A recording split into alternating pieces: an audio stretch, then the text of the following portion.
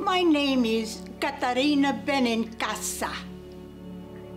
I was born in Siena, Italy on March 25th, 1347.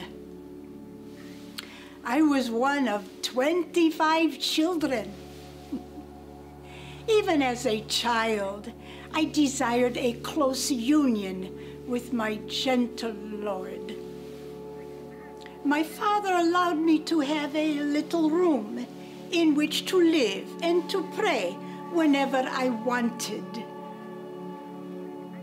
When I was nearly 17 years old, my mother helped me to become a member of the Montellate, a group of Dominican lay women in my town. Each woman lived in her own home, but we prayed frequently and we did works of charity. However, for those first 3 years in the group, I lived in seclusion in my little room. I discovered that I could live always in an interior cell.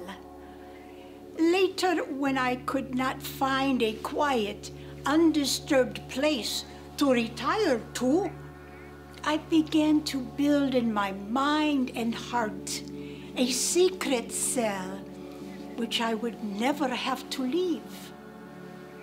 This was the place within myself where I was in touch with God, who is always within me. And I instructed others to achieve this region of interior quiet and presence with our gentle Jesus. Being so aware of his great presence, I began looking at events and persons and things in God's way. In my journey towards God, my first question was not, who is God? The question was, who am I? We will never come to a deep self-knowledge if we look only at ourselves. In order to know who we are and what the meaning of our lives is, we need to go to the God who made us. By looking at this God, we understand best who we are. Seeing ourselves through God's eyes, gazing at ourselves in the gentle mirror of God, we may one day arrive at a rich self-knowledge. And so, in my heart, I heard you, gentle Jesus. You said, I gave you eyes to look at the sky and everything else and the beauty of creation through me. I gave you your ears to listen to my word and to pay attention to the needs of your neighbors. I gave you your tongue to proclaim my word, to confess your own sins, and to work for the salvation of others. I gave you your hands to serve your neighbors when you see them sick, and to help them with alms in their need. I gave you your feet to carry you to places that are holy and useful to you and your neighbors, for the glory and praise of my name. I praised God. I said, in your nature, eternal God, I know my nature. Looking into you, I see that my nature is a fire, for you are no other than a fire of love, and you have given this nature to me when you created me in a fire of love. So I came to realize the inseparability of love of God, of love of neighbor. The one cannot exist without the other. These 3 years of seclusion at home brought me into a deep and loving intimacy with God. But as a Dominican and as a daughter of so gentle a God, I was meant to leave this solitude. I was concerned that with all the distractions of helping my neighbor, I would lose the closeness God had given me. But he assured me, he said, I have no intention of parting you from myself, but rather of making sure to bind you to me all the closer by the bond of your love for your neighbors. Remember that I have laid down 2 commandments of love, love of me and love of your neighbor. It is the justice of these 2 commandments that I want you now to fulfill. On 2 feet, you must walk my ways. So I began to walk firmly and joyfully on the 2 feet of love of God and love of neighbor, of this Dominican contemplation and action. I encouraged my friends, my familia. To one I wrote, be a vessel which you fill and drink at a fountain. Although you draw your love from God, who is the fountain of living water, if you do not drink it continually in God, your vessel will soon become empty. Our gentle love said to me, you cannot give me the kind of love I ask of you. This is why I have put you among your neighbors, so that you can do for them what you cannot do for me. That is, love them without any concern for thanks and without looking for any profit for yourself. And whatever you do for them, I will consider done for me.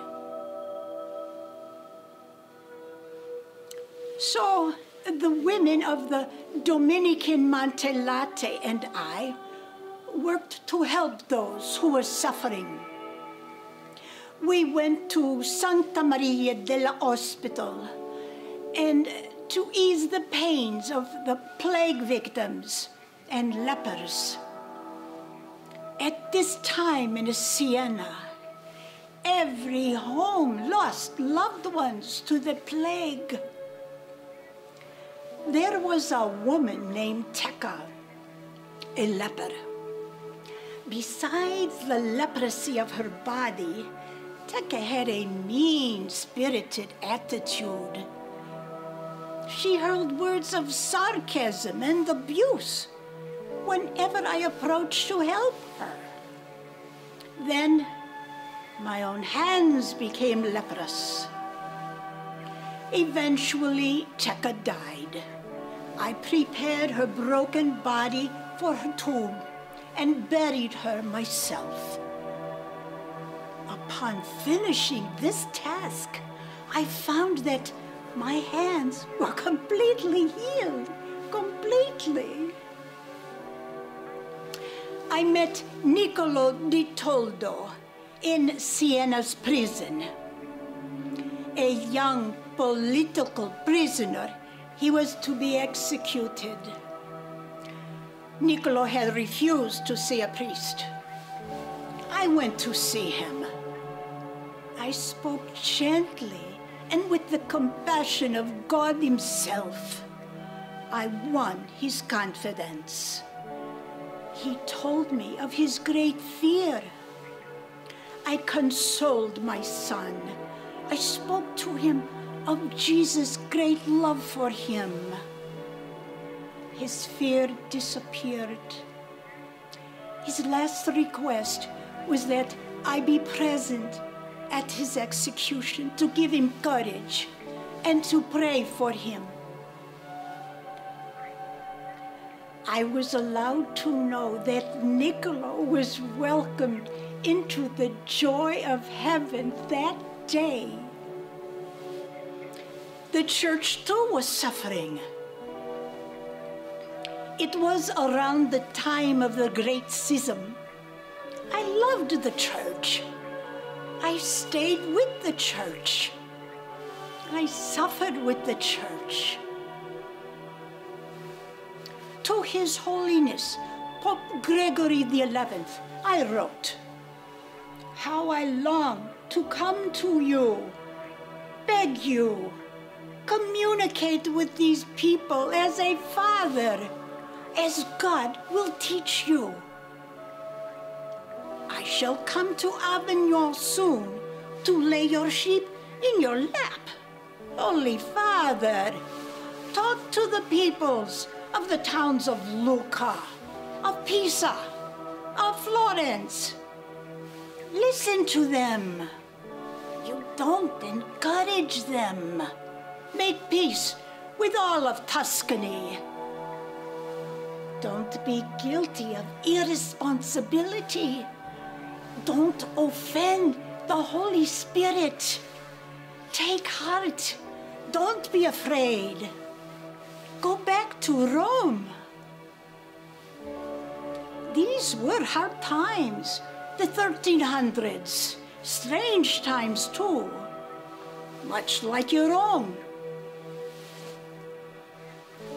There are plagues and prisoners and machines of violence. You know, our times, yours and mine, are quite similar. Remember, be one with God. Serve your neighbors. Yes, on 2 feet. Gentle love, gentle truth. You are the fire. We are the sparks. Open our memory for us so that we may never forget your love, your deep affection for us.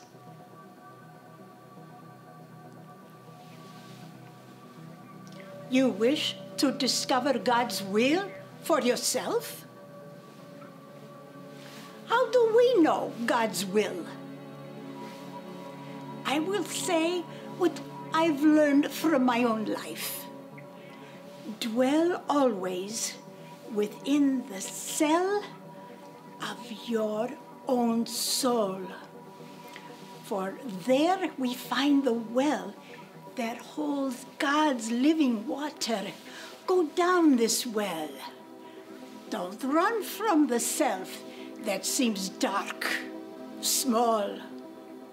To reach the water below, you must work through the soil of your inadequacies and limitations. There we find truth. We are creatures in need of God. God is the bubbling source of life within you. Draw love from God. He is the source of living water. Drink freely of the well of God's water, or your vessel will become empty.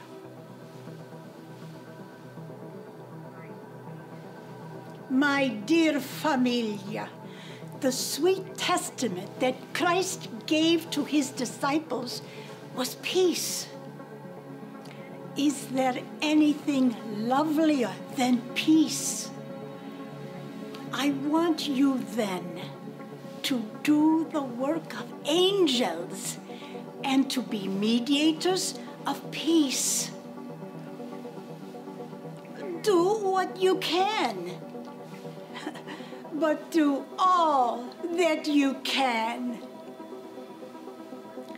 We must not keep from our preaching mission because of fear. No, never. Take for your defense the awe of God, knowing that His eyes are upon you. We must not abandon our preaching mission.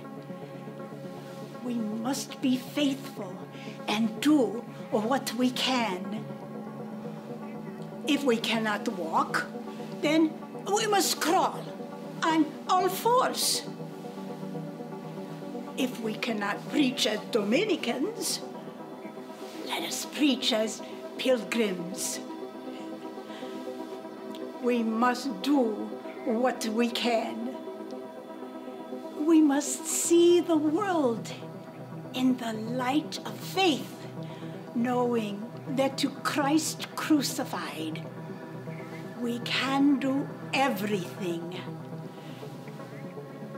God will never impose a burden too heavy for us.